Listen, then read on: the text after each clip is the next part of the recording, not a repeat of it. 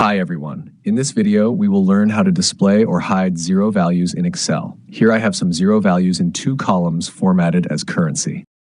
Method 1, hide zero values in selected cells. First, we will hide zero values in 1 column only. Select the cells where you want to hide zeros. Now right-click and go to Format Cells. In the dialog box, go to the Custom category. In the Type box, then click OK. Now you will see that all the zero values are hidden in the selected cells. Important note, if you later change the format, for example back to currency from the Home tab, the zeros will appear again. Method 2, hide zero values in entire worksheet. Now let's hide zero values from the entire worksheet.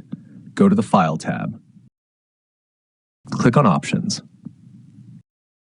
In the Excel Options window, go to Advanced. Scroll down to the section Display Options for this worksheet.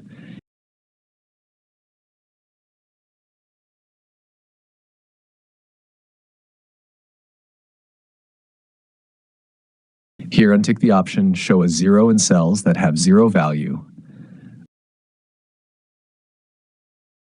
Then click OK.